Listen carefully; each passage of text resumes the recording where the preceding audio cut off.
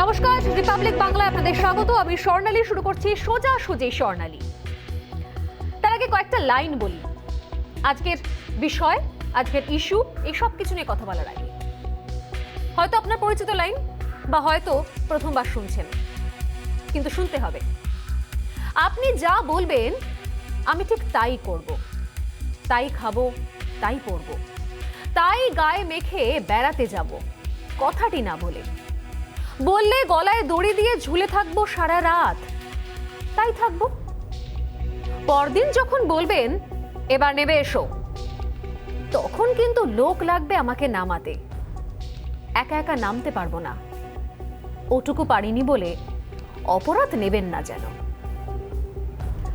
কবি জয় গোস্বামীর বিখ্যাত কয়েকটা লাইন, কবিতার নাম শাসকের প্রতি।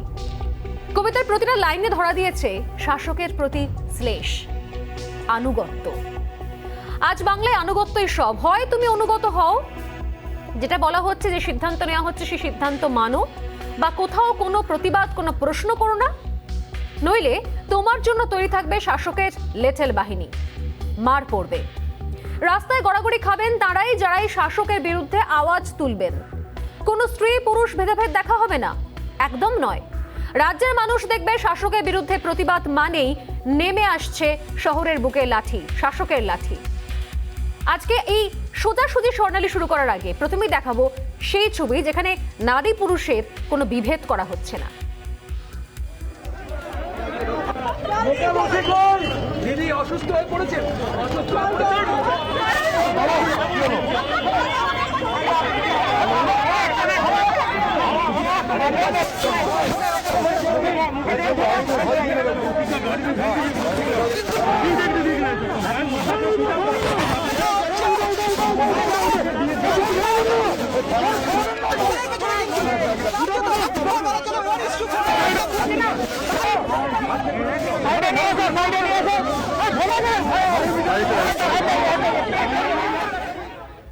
ভোট পরবর্তী হিংসার ছবি আমাদের রোজই দেখাতে হচ্ছে, রোজ।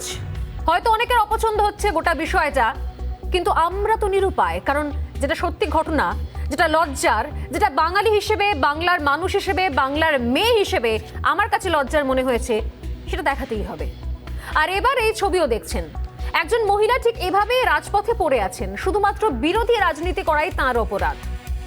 তিনি রাস্তায় নেমেছেন প্রতিবাদ করতে। কোন ঘটনার প্রতিবাদ? এখানে প্রশ্ন। কসবা কাণ্ড, অর্থাৎ যেখানে ভুয়ো ভ্যাকসিন দেওয়ার অভিযোগ রয়েছে। কসবা কাণ্ড নিয়ে বিজেপি আজ পুরসভা অভিযানের ডাক দিয়েছিল। সেই অভিযানের অনুমতি দেয়নি প্রশাসন, তবুও বিক্ষোভের রাস্তায় নামে বিজেপির বিক্ষোভ ঘিরে সকাল থেকে কলকাতা পুরসভা চত্বরে ছিল যুদ্ধ পরিস্থিতি। শত শত পুলিশ দিয়ে মুড়ে ফেলা হয় কলকাতা পুরসভা চত্বর। একটা ডেপুটেশন দিতে যাওয়াকে কেন্দ্র করে পুরসভা চত্বর হয়ে গেল শাসকের দুর্গ। আর এরপর বিজেপির অভিযানকে ঘিরে রীতিমতো ধুন্ধুমার পরিস্থিতি বাঁধল পুরসভা চত্বরে। আমরা আরো একবার দেখে নেব এই ধুন্ধুমার পরিস্থিতি বলতে ঠিক কি বোঝাতে চাইছে, দেখে নিন।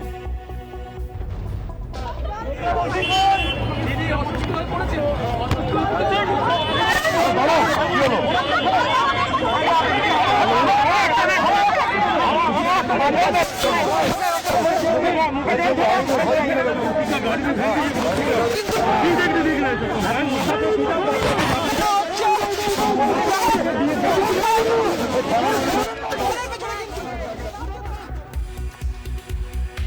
ধুন্ধুমার পরিস্থিতিতে অসুস্থ হয়ে পড়েন বিজেপির একাধিক মহিলা কর্মী। আপনাদের আমরা আগে জানিয়েছি যে কসবার ভ্যাকসিন কাণ্ডে দেবাঞ্জনের সঙ্গে পুরসভার কর্মী আধিকারিকদের একাংশের যোগসাজশের অভিযোগ সামনে এসেছে, এবং সেই অভিযোগেই আজ পুরসভার সামনে বিক্ষোভ অভিযান সংগঠিত করেছিল বিজেপি।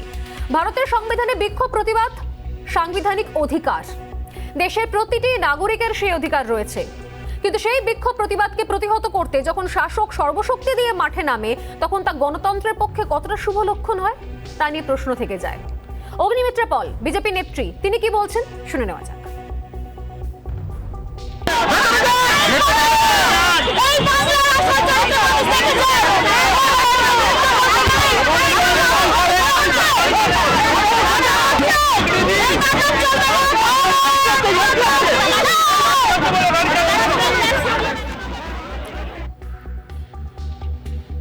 আমরা মহিলাদের নিয়ে কথা বলছিলাম, কারণ বলাটা এই মুহূর্তে এই কারণে প্রাসঙ্গিক, কিন্তু আমরা লক্ষণীয়ভাবে দেখলাম সেটা হচ্ছে যে নজর কাড়াভাবে বিজেপির মহিলা নেতা কর্মী তারা ভীষণ রকমভাবে জখম হলেন, আহত হলেন।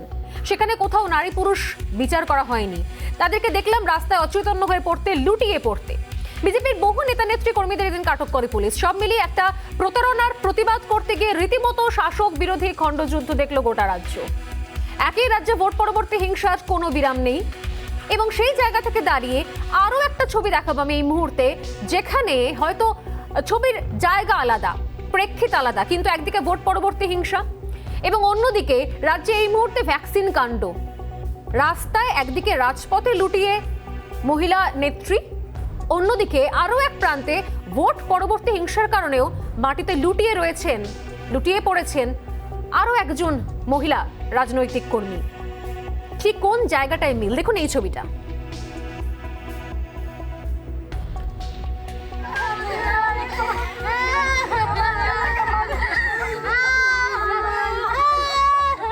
আরে ভাই কাঁদছেন কেন?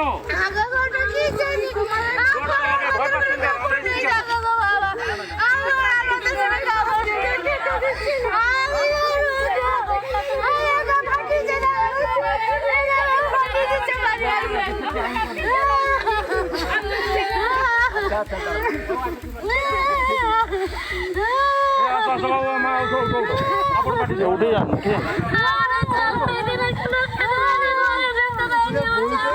সব দাঁড়িয়ে দিয়ে চলে গেছে। আমার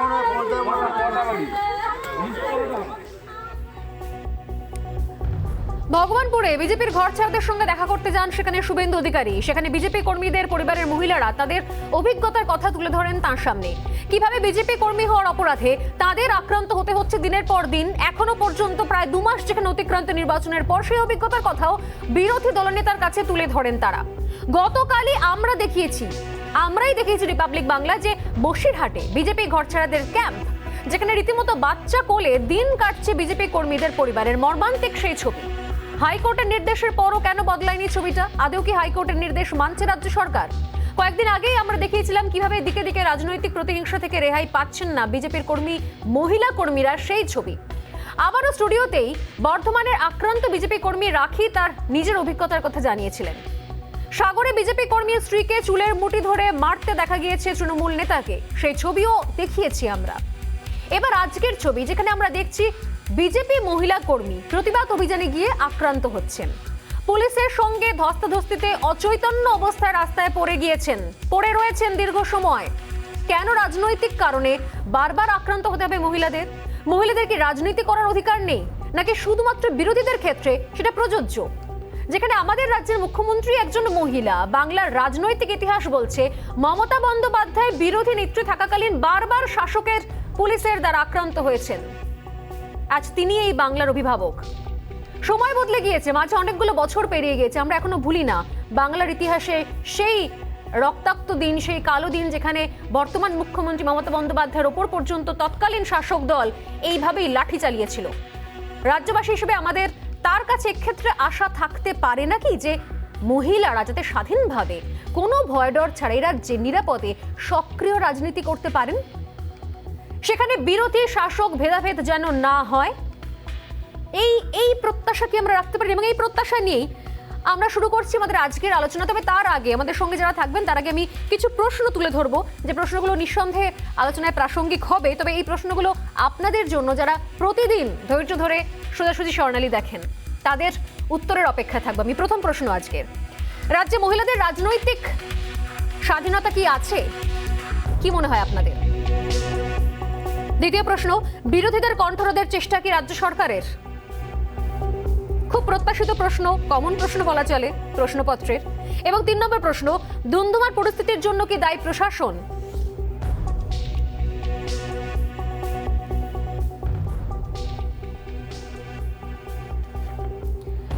এই মুহূর্তে কথা বলতে আমাদের সঙ্গে যারা রয়েছেন বিজেপি নেতা সন্ময় বন্দ্যোপাধ্যায়, রয়েছেন তৃণমূল কংগ্রেস নেতা বৈশানর চট্টোপাধ্যায়, রয়েছেন রাজ্যসভার সাংসদ বিজেপি নেত্রী রূপা গাঙ্গুলি, এবং রয়েছেন, আমি আবারও যোগাযোগ করার চেষ্টা করছি, মৌসুমী দাস আমাদের সঙ্গে রয়েছেন, আক্রান্ত বিজেপি কর্মী এই আজকের ঘটনায়।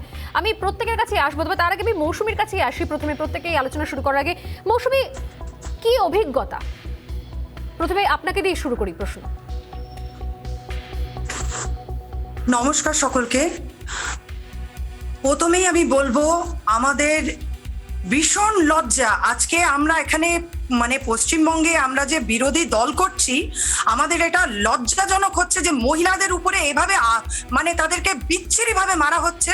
আজকে আমরা মার খেয়েছি, ধাক্কা খেয়েছি, মানে রাস্তায় ফেলে মেরেছে, পিঠে মানে মেরুদণ্ডের মধ্যে মারছে, লাথি মারছে, কোনোই দিয়ে দিয়ে মানে ধাক্কা মারছে পিঠের মধ্যে, নিচে ফেলে মাটিতে পড়ে গেছে আমাদের দুজন কর্মী, তাদেরকে বুকের উপর লাথি মারা হয়েছে।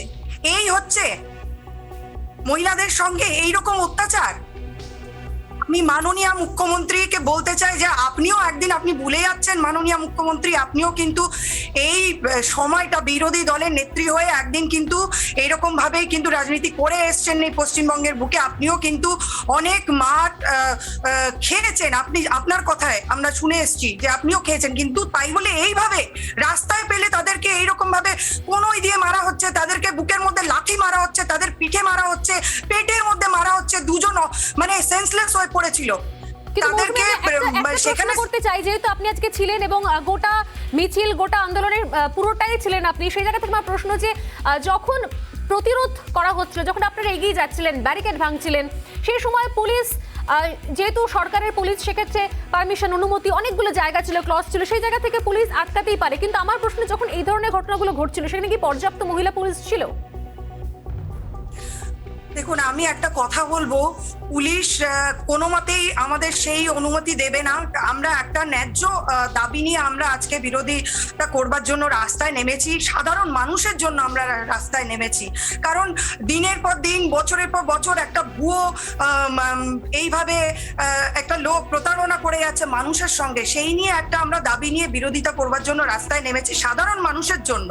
সেইখানে যদি মানে পুলিশের যদি আপনি পুলিশ প্রশাসনের যদি আপনি ভূমিকা বলেন, তাহলে অন্য সময় আমরা দেখেছি দিনের পর দিন কি আমাদের রাজ্যপালের রাজভবনের সামনে ভেড়া নিয়ে তারা ওখানে উপস্থিত হয়েছিল, তখন কি করোনা কাল ছিল না? বা তারা যে সময় ধরা পড়েছে, মানে যে সময় নিয়ে গেছিল ফিরহাদ হাকিমজিকে, ওনাদেরকে যখন পুলিশে সিবিআই যখন তদন্ত করছিল, ওই সময় কি আমরা দেখিনি যে তৃণমূলের এত ভিড় ওখানে রাস্তায় জমে গিয়ে তাদের ইয়ে করছে? তখন পুলিশ কি করছিল? আজকে কেন আমরা মানুষের জন্য, সাধারণ মানুষের জন্য আমরা ওখানে ন্যায্য দাবি নিয়ে ওখানে আমরা গিয়েছি বিরোধিতা করতে, আজকে আমাদের উপরে কিভাবে আমাদেরকে টেনে হিচড়ে মহিলাদেরকে মারছে, রীতিমতো মার খেয়ে আজকে আমরা এই পরিস্থিতি দাঁড়িয়ে রয়েছে। আমরা কি কোনো রকম ভাবে রাজনীতি করতে পারি না? আমাদের মহিলারা বিরোধী দলে আছে বলে তাই বলে কি মার খেতে হবে এইভাবে? আপনার অভিজ্ঞতা শুনলাম, আপনি আমাদের সঙ্গে থাকুন। আমি বাকি যারা রয়েছেন আমাদের প্যানেলিস্ট প্রত্যেকের কাছে আসবো। বৈষ্ণবদা রয়েছেন, রূপা গাঙ্গুলি রয়েছেন, স্বর্ণবাবুও রয়েছেন। আমি প্রথমে বৈষ্ণববাবু আপনার কাছে আসি, যে এই অভিযোগগুলো রয়েছে এবং যে ছবি আমি শুরুতেই দেখালাম, কোথাও কি মনে হচ্ছে যে এই ধরনের এই রাজ্যে মহিলারা বিরোধী রাজনৈতিক দল করছেন, সেই জায়গা থেকে সেই রাজনৈতিক দল করার অধিকার, ন্যূনতম অধিকার, সেটা ক্ষুণ্ণ হচ্ছে বারবার? সেই ঘর ছাড়া ক্ষেত্রেই হোক, নির্বাচনের পর নির্বাচন পরবর্তী হিংসার ছবি হোক, বা এখনো পর্যন্ত প্রতিবাদ প্রতিরোধে পথে নামলে হোক, এই রাজ্যের ক্ষেত্রে যেখানে মমতা বন্দ্যোপাধ্যায় রাজ্যের মুখ্যমন্ত্রী, সেই জায়গা থেকে মহিলারা বিরোধী রাজনৈতিক দল যারা করছেন তাদের অধিকার কি বারবার খর্ব হচ্ছে না? আপনার কি মনে হয়?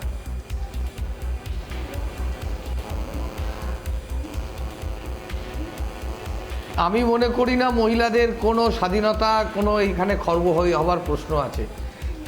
এখন করোনা নিয়ন্ত্রিত করার চেষ্টা হচ্ছে, কিছু বাধ্যবাধকতা আছে। করোনার গ্রাফ কলকাতায় বাংলায় নিম্নমুখী, ছাড়া দেশের মানুষ এটা জানেন যে এখানে কিভাবে চেষ্টা করে করোনাকে কন্ট্রোল করা হয়েছে। তো সেই জায়গায় যখন ডিজাস্টার ম্যানেজমেন্ট অ্যাক্টে বলা আছে যে বেশি মানুষ জমায়েত করা যাবে না, পুলিশ থেকে জানিয়ে দেওয়া হয়েছে। বিজেপি যারা নেতৃত্ব তারা এটা জেদাজেদির পর্যায়ে নিয়ে যাচ্ছেন এবং তারা চেষ্টা করছেন একটা গন্ডগোল পাকানোর। এবং আজকে আমি যেটা আপনি আমাকে প্রশ্ন করছেন, আমি বলছি যে এটা একটা বিজেপি থেকে সাজানো চিত্রনাট্য করা হচ্ছে, একটা মারধর, একটা গন্ডগোল, একটা ঝামেলা, একটা ঝঞ্ঝাট করে, অর্থাৎ আপনি বলছেন যে যাতে একটা সংবাদপত্রের চোখে যে বিজেপি কর্মী, যে মহিলা কর্মী মাটিতে তিনি অচৈতন্য হয়ে শুয়ে পড়েছিলেন, তাকে জল খাওয়ানোর পরে তাকে প্রাথমিক সেখানে শুশ্রূষা করার পর তারপর সে উঠে বসতে পারে এবং সেই সময় তাকে চ্যাংদোলা করে তোলা হয় ভ্যানে, এটা আপনি বলছেন যে পুরোটা একটা নাটকীয় একটা চিত্রনাট্য, আসলে কিছু ঘটেনি? আরে আমি বলছি বহু বছর আমরাও রাজনীতি করছি, যেরকম ভাবে এটাকে প্রচার করা হচ্ছে তার আগে পুলিশ বারণ করেছিল যে এখানে এই মুহূর্তে করোনার এই পরিস্থিতিতে বিভিন্ন ডাক্তারবাবু বিশেষজ্ঞরা বলেছিল এই সময় জমায়েত করা বারণ, এই সময় বেশি লোক একসঙ্গে জমায়েত করা বারণ, এটা করলে সহজ প্রশ্ন, আমি প্রশ্ন নিয়ে আসছি। আগে তো মানুষ বাঁচবে, তারপরে তো রাজনীতি।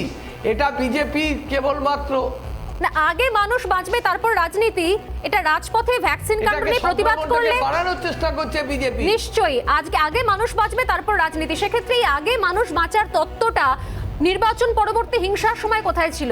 যে সমস্ত ঘর ছাড়া মহিলারা বাইরে বাইরে এখনো ঘুরে বেড়াচ্ছেন সেক্ষেত্রে কোথায় ছিল?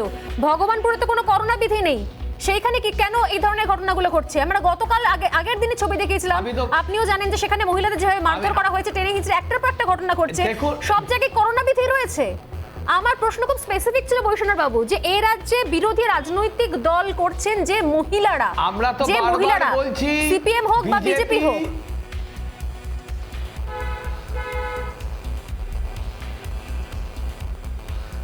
আমরা বারবার বলছি আমরা চাই না কোনো জায়গায় কোনো হিংসা হোক, আমরা অহিংসায় বিশ্বাস করি, শান্তিতে বিশ্বাস করি। প্রশাসনকে বারবার তালিকা দিতে বলা হচ্ছে, কিন্তু বিজেপি নির্বাচনে হেরে যাবার পর থেকে ইস্যু তৈরি করার জন্য নানান ধরনের প্রসঙ্গ অবতারণা করছে। এখানে 1,01,000 বুথ আছে সারা বাংলায়, আপনি দেখান 1,01,000 বুথের মধ্যে কটা বুথে গন্ডগোল হয়েছে, কটা ব্লকে গন্ডগোল হয়েছে, কটা অঞ্চলে গন্ডগোল হয়েছে। আমি প্রশ্নের উত্তর দেওয়ার আগে আমি যাব, রূপাদি আমাদের সঙ্গে রয়েছেন, সন্ময়দা রয়েছেন। রূপাদি, আমার স্পেসিফিক প্রশ্ন ছিল বৈষ্ণব বাবুর কাছে, আমি যদি তার উত্তর পাইনি বারবার, মানে আমার এর আগেও দেখেছি আমরা, সেই যুদ্ধ হোক, কোথাও মহাভারতের পাশাকালা হোক, পণরাখা হোক, বা কোথাও রাজনৈতিক পরিস্থিতি হোক, প্রত্যেক ক্ষেত্রে শুরুতেই উদাহরণ দিলাম মমতা বন্দ্যোপাধ্যায় তার নিজের রাজনৈতিক জীবনের অভিজ্ঞতার কথা, আমরা কোথাও ভুলিনি এখনো পর্যন্ত সেই ছবি, সেই দিন, সেই সময়। তারপর অনেকগুলো বছর পেরিয়ে গিয়েছে, যুগ পরিবর্তন হয়ে যায়, প্রত্যেক ক্ষেত্রে এই ধরনের পরিস্থিতি, যুদ্ধ হোক, প্রতিবাদ হোক, প্রতিরোধ হোক বা প্রতিহিংসা হোক, সব ক্ষেত্রেই প্রথম সারিতে লক্ষ্য কেন নারীরা? এখনো পর্যন্ত 2021-এ দাঁড়িয়েও আমাদের এই মানসিকতার পরিবর্তন হলো না, যেখানে নির্বাচন পরবর্তী সময় হোক, ঘর ছাড়া হোক বা প্রতিবাদ প্রতিরোধ করার জন্য রাজপথে নামাই হোক, আগেই মহিলাদের অ্যাটাক করার যে মানসিকতা, মহিলা দেখলেই সেখানে লাঠি চালানোর যে মানসিকতা, প্রথমেই তাকে মেরে মাটিতে শুয়ে দাও, এই জায়গাটা এখনো পর্যন্ত আমরা এখান থেকে বেরিয়ে আসতে পারলাম না। এই ঘেরাটোপ থেকে সময় এগিয়ে গেল, ডিজিটাল সময় চলে এলাম, 4G যুগে চলে এলাম, কিন্তু এখনো পর্যন্ত এই প্রবণতা থেকে আমরা সত্যি কি বেরোতে পেরেছি? এখনো তো পারিনি। রূপাদি, আপনি কি বলবেন?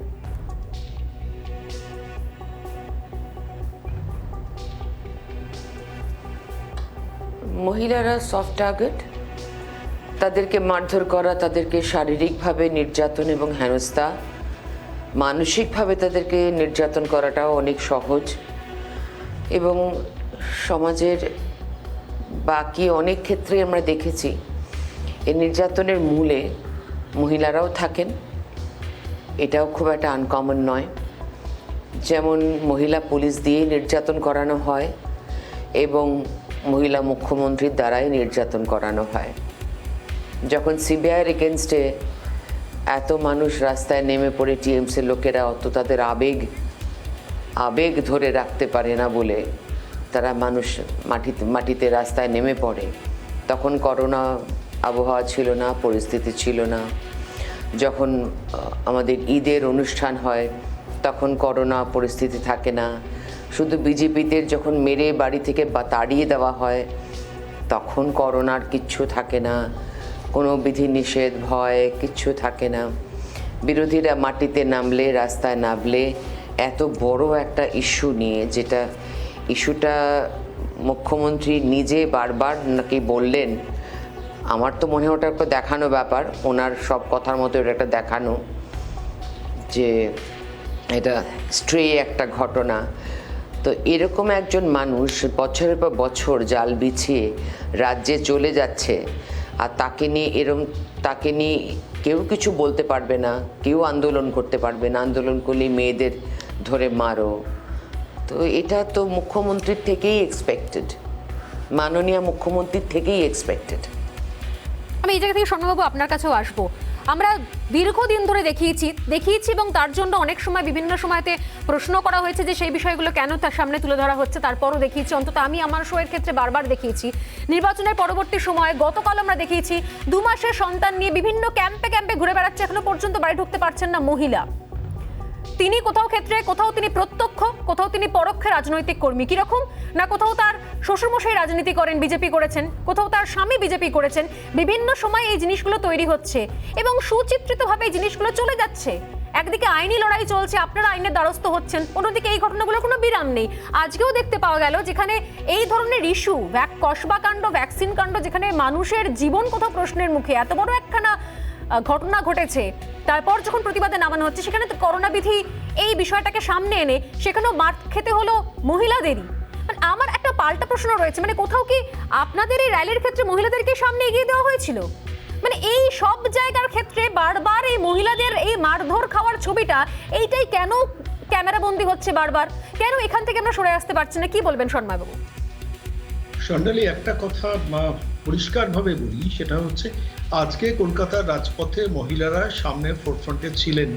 প্রশ্নটা কেন আসছে এই কারণে যে পশ্চিমবঙ্গে যে 42 জন মানুষ খুন হয়েছে, সব থেকে বেশি সাফারার কিন্তু গ্রাম বাংলার মহিলারা। এক, দ্বিতীয়ত হচ্ছে গ্রাম বাংলায় মহিলাদের উপর যে নির্যাতনটা হচ্ছে সেটা মারাত্মক। মানে পুরুষরা বাড়ি ছাড়া হয়ে গেছে, এবার সেই সুযোগ নিয়ে মহিলাদের উপর অত্যাচারটা হচ্ছে, আমি সে বর্ণনা করতে পারবো না। 2, তৃতীয়ত আজকেই আমি সকালবেলা একটা ফোন পেয়েছিলাম পাণ্ডবেশ্বর থেকে। এক ভদ্রমহিলা ফোন করে বলছেন, জানেন আমরা স্বামী স্ত্রী আমরা সবাই বাড়ি ছাড়া, গ্রামে মহিলারা ফিরছেন নারীর সম্ভ্রম বিকিয়ে দিয়ে, তবে তিনি 100 দিনের কাজ ফিরে পাচ্ছেন। বলছেন, শর্মাবু আমরা কোন বাংলার রাজত্বে আছি বলুন তো, যে 100 দিনের কাজটাকে ফিরে পাওয়ার জন্য আমাদের মহিলাদের গ্রাম বাংলার সম্ভ্রমটাকে রক্ষা করতে পারছি না।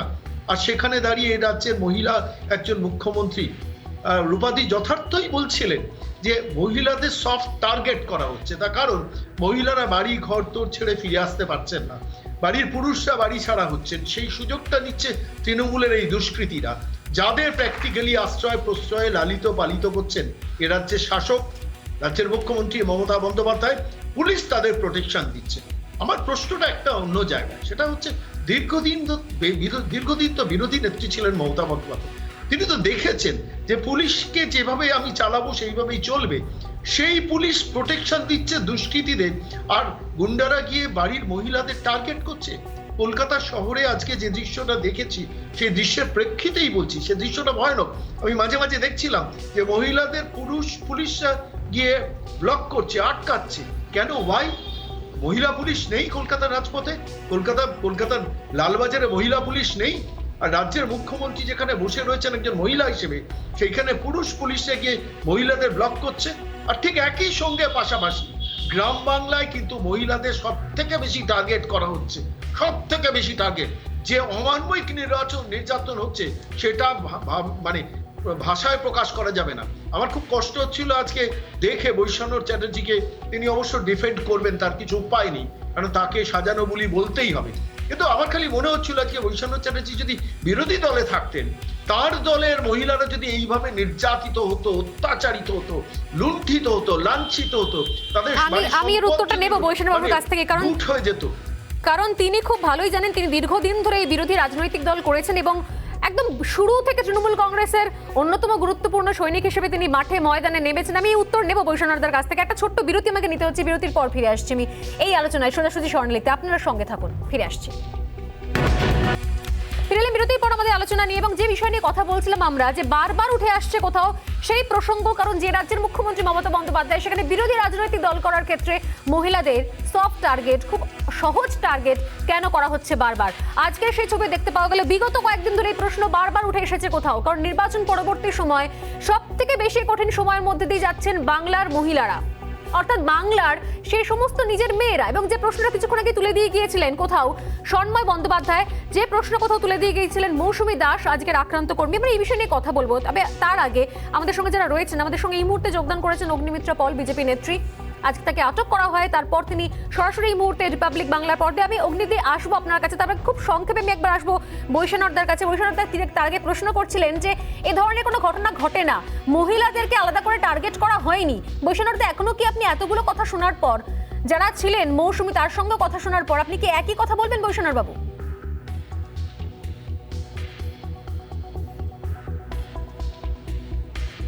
বৈশানরদার সঙ্গে যোগাযোগ বিচ্ছিন্ন গিয়েছে। অরূপ চক্রবর্তী আমাদের সঙ্গে রয়েছেন, তৃণমূল কংগ্রেস বিধায়ক।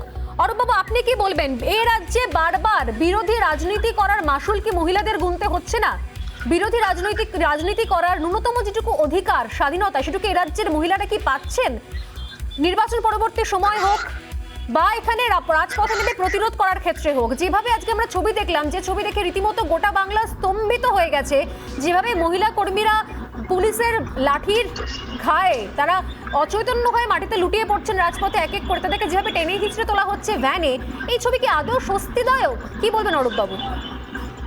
দেখুন, আমি তো বহুদিন ধরে তৃণমূল কংগ্রেসটা করি, তো তৃণমূল কংগ্রেস কখনো মহিলাদের উপর কোনো অত্যাচার করে না, করতেও দেয় না। মহিলাদেরকে তৃণমূল কংগ্রেস রেসপেক্ট করে। আমার দলের নেত্রী একজন মহিলা, আমাদের বহু মহিলা বিধায়ক আছে। এই নাটক করে তো কোনো লাভ নেই।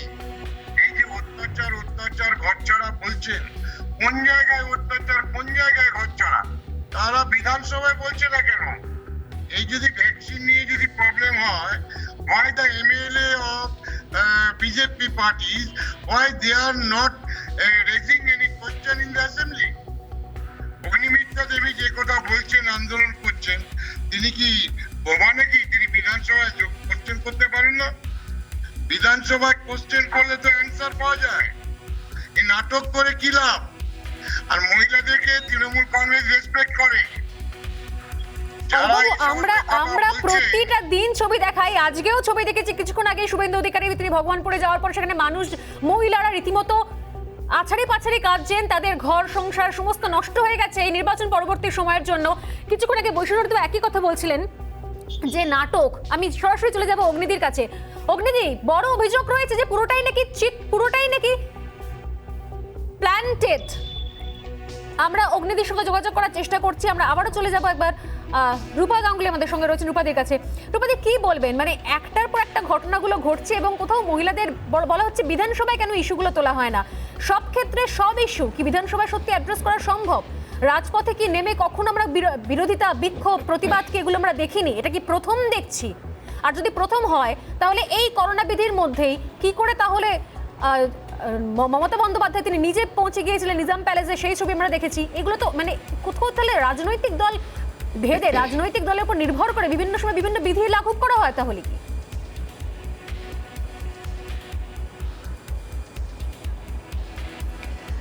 আসলে বিরোধী এখন এমন অবস্থায় মমতা বন্দ্যোপাধ্যায়কে একটা ভয়ের জায়গায় নিয়ে গেছে, যেখানে তাদের মনে হচ্ছে যে আমরা এত মানুষের ভোট যে পাইনি, সেই ভয়টা থেকেই নিশ্চয়ই হবে, তাই হবে, পুলিশকে এভাবে ইনস্ট্রাক্ট করা।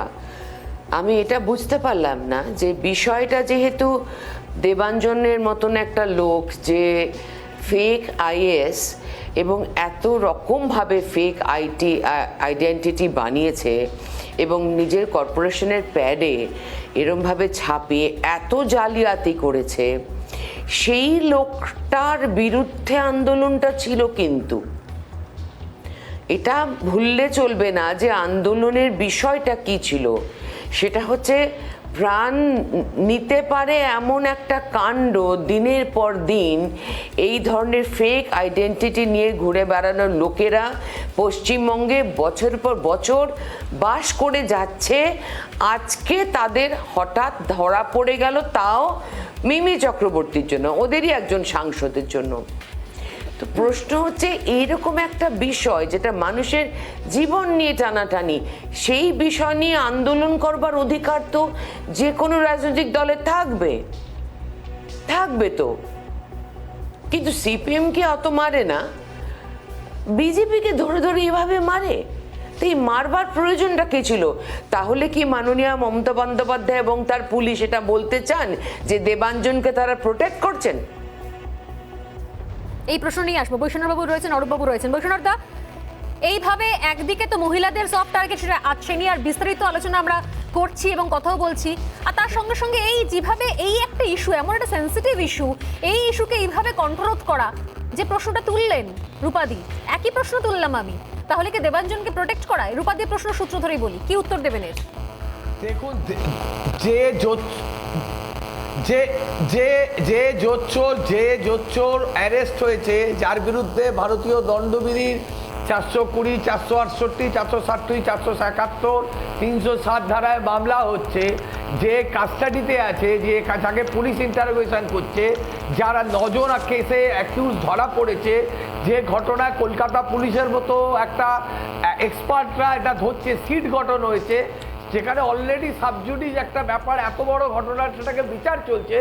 বিজেপি রাজনীতি করার জন্য এই কোভিড পরিস্থিতিতে, যেখানে করোনাকে আমরা প্রতিহত করেছি, যেখানে ভ্যাকসিনেশন চলছে, এখানে কমে গেছে এখানে করোনা, সেইখানে দাঁড়িয়ে কলকাতা পৌরসভার বিক্ষোভের নামে তারা একটা ডিজাস্টার ম্যানেজমেন্ট অ্যাক্টকে ভায়োলেশন করছেন, এবং সেটাকে ভায়োলেশন করছেন যখন ডাক্তার থেকে বিশেষজ্ঞরা তাদের এই জমায়েতটাকে নিন্দা করছেন। বিভিন্ন চ্যানেলে আমি দেখেছি যে ডাক্তাররা বলছে যে এই দুর্গত মানুষদের এই সময় ডিজাস্টার ম্যানেজমেন্ট অ্যাক্ট ভায়োলেট করা ঠিক হচ্ছে না করোনা পরিস্থিতিতে। তখন এনারা বলছেন আমাদের মহিলাদের মেরেছে। কোনো মহিলাকে মারার কোনো ব্যাপার আমাদের নেই। এ রাজ্যের মাননীয় মুখ্যমন্ত্রী রাস্তায় দাঁড়িয়ে মার খেয়েছে, যে ইস্যুতে প্রতিবাদগুলো হচ্ছে, যে ইস্যুতে রাজপথে বিক্ষোভ হচ্ছে, সেই ইস্যুটার কোনো গুরুত্ব নেই বলছেন কি তাহলে? এবং আপনারা বারবার করে বলছেন যে ছবি আমরা দেখাচ্ছি, এই জায়গা থেকে দাঁড়িয়ে কি মানে দাঁড়াচ্ছে যে কোথাও কিছু হয়নি, কোনো মহিলাদের গায়ে হাত তোলা হয়নি। আমরা তো এই বিষয়টা নিয়ে, এই ইস্যু নিয়েই তো প্রশ্ন করতে চাইছি। রূপাদি কিছু বলতে চাইছেন, রূপাদি প্লিজ।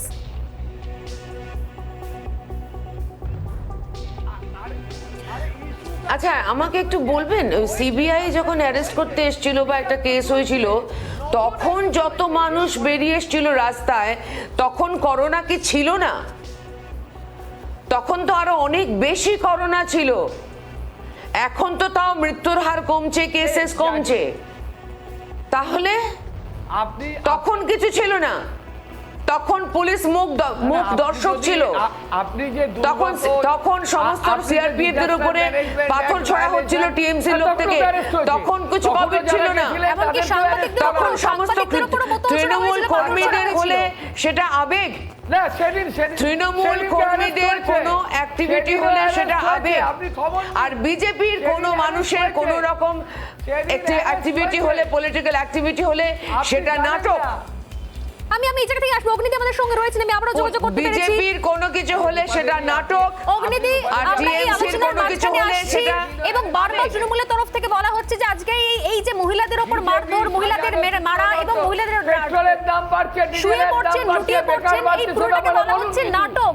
কোনো দরকার ছিল না এইভাবে প্রতিবাদ করার। ভ্যাকসিন কাণ্ডতে সেখানে বিধানসভায় এই প্রসঙ্গটা তুললেই হতো, কোনো দরকার ছিল না রাজপথে প্রতিবাদ করার। আর যে সমস্ত মহিলারা আক্রান্ত হয়েছেন, মাটিতে লুটিয়ে পড়েছেন, অচৈতন্য অবস্থায় রয়েছেন, যে ভিজুয়াল আমরা সারাদিন দেখেছি, সেগুলো কি নাটক?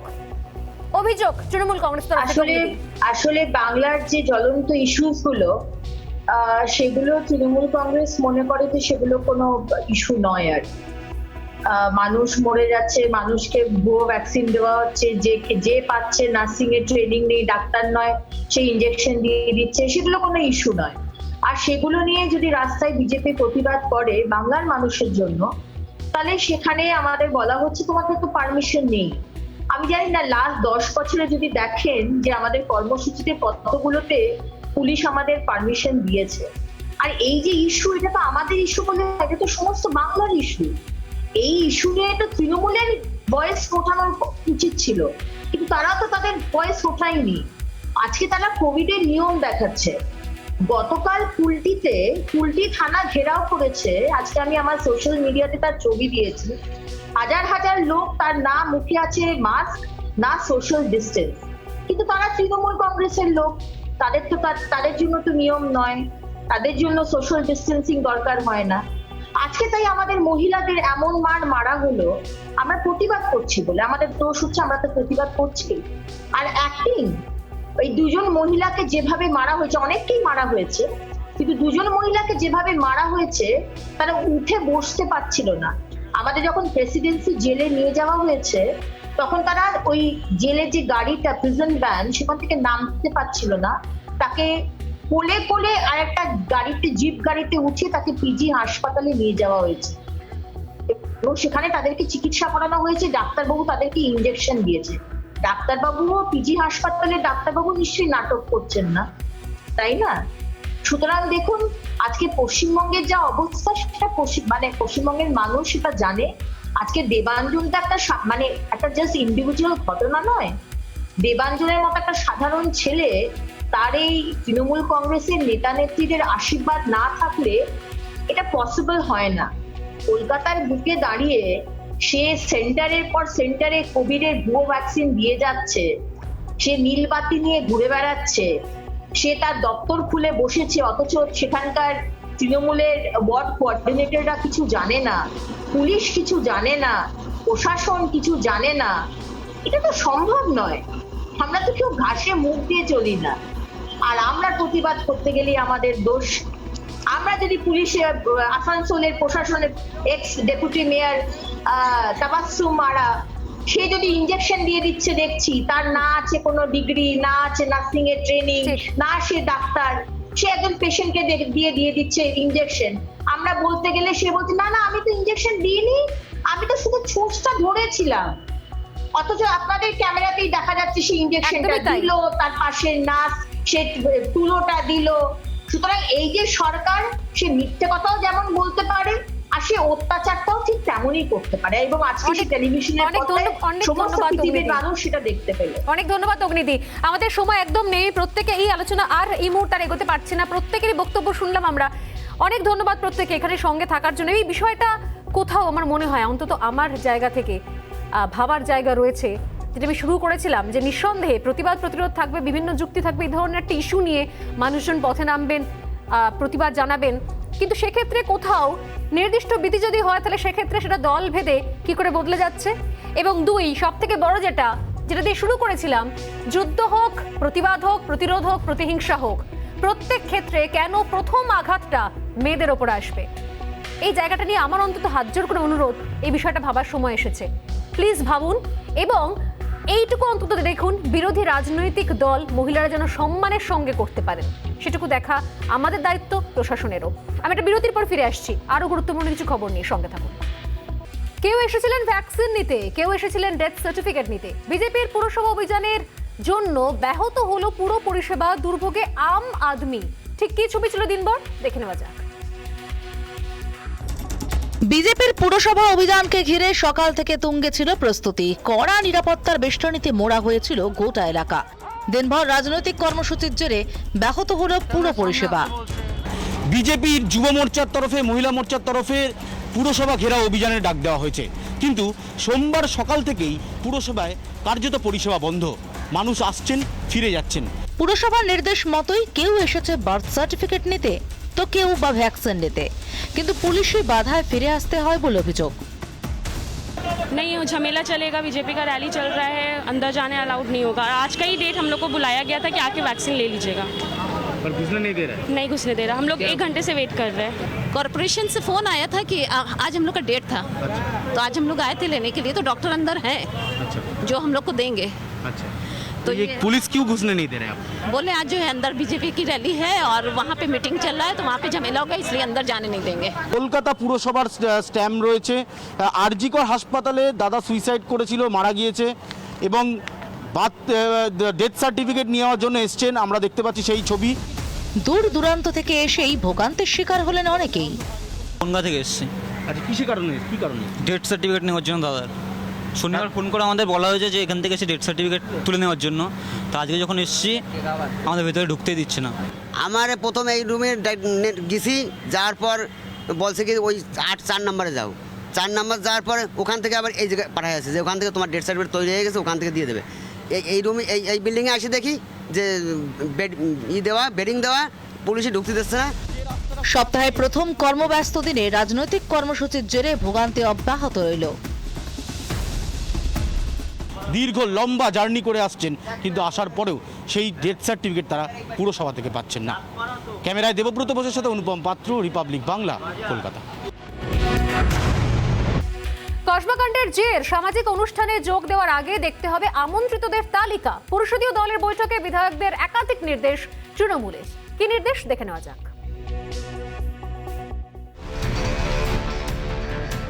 দেবাঞ্জন কাণ্ড অস্বস্তি বাড়িয়েছে শাসক দলের। এবার সেই কাণ্ড থেকে শিক্ষা নিয়ে দলীয় বিধায়কদের জন্য কড়া বিধি চালু করল শাসক দল। বিধানসভা অধিবেশনের দ্বিতীয় দিনে অধিবেশন মুলতুবির পর তৃণমূলের পরিষদীয় দলের বৈঠক হয়। সেই বৈঠকেই সামাজিক অনুষ্ঠানে দলীয় বিধায়কদের যোগদান নিয়ে প্রয়োজনীয় নির্দেশ দেন পরিষদীয় মন্ত্রী পার্থ চট্টোপাধ্যায়। যে সমস্ত নতুন বিধায়করা আছেন তারা যে সমস্ত অনুষ্ঠানে গিয়ে উপস্থিত হবেন সেখানকার আমন্ত্রিতদের তালিকা তারা খতিয়ে দেখবেন, যাতে কোনো রকম অসৎ ব্যক্তির সঙ্গে তাদের ছবি না ওঠে সেই বিষয়টাও তিনি বিশেষ করে নজর দিতে বলেছেন। এখন প্রশ্ন উঠছে, তাহলে কি দেবাঞ্জন কাণ্ডের জেরেই নতুন বিধায়কদের উদ্দেশ্যে এমন বার্তা দিচ্ছেন পার্থ চট্টোপাধ্যায়? আমন্ত্রিতদের তালিকা দেখে নিতে হবে। আচমকাই কোনো অনুষ্ঠানে যাওয়া যাবে না। দলের নির্দেশ ছাড়া সংবাদ মাধ্যমে বক্তব্য রাখা যাবে না। সোশ্যাল মিডিয়ার পোস্টেও নজর রাখতে হবে। প্রশ্নোত্তর পর্বে নিয়মিত বিধায়কদের অংশ নিতে হবে। কোনো অনুষ্ঠানে যাওয়ার আগে আয়োজক সংস্থা সম্পর্কে ভালোভাবে জেনে নিতে হবে। আমন্ত্রিতদের তালিকাও ভালো মতন জেনে নিতে হবে।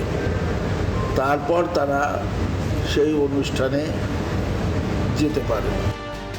দলের এই নির্দেশ মেনে চলার বার্তা দেন প্রবীণ তৃণমূল নেতা মদন মিত্র। নিমন্ত্রিতদের বাড়িতে তো ওইভাবে ধরে বলা যায় না যে ভাই তোমার নিমন্ত্রণের লিস্টটা পাঠিয়ে দাও, তবে সন্দেহজনক বা কোনো রকম কিছু দেখলে বা থাকলে সরে থাকাই উচিত। এবং আমার মনে হয় এটা বিধায়কদের প্রতি এই নির্দেশটা কড়া করে থাকা ভালো। একদিকে দলের বিধায়কদের প্রয়োজনীয় নির্দেশ যেমন দেওয়া হয়েছে, অন্যদিকে তেমনি বিধানসভার ভেতরে মুকুল রায়ের বিধানসভা কক্ষের আসন পরিবর্তনের সিদ্ধান্ত নেওয়া হয়েছে। মুকুলের জন্য নির্ধারিত ছিল ব্লক 3 আসন নম্বর 42। প্রথম দিন ওই আসনে বসেছিলেন মুকুল। তার আসন পরিবর্তন করে শুভেন্দুর পাশে করা হলো। বিধানসভায় শুভেন্দুর বাম পাশেই বসবেন মুকুল রায়। অধিবেশনের প্রথম দিনই উত্তাল হয় বিধানসভা। বাজেট অধিবেশনে একদিকে দলীয় বিধায়কদের জন্য কড়া বার্তা, অন্যদিকে মুকুলের আসন বদলে বিজেপিকে অস্বস্তিতে ফেলা। এই জোড়া কৌশল নিয়েছে শাসক দল। ক্যামেরায় রবির সঙ্গে বিট্টু রায় চৌধুরী, রিপাবলিক বাংলা।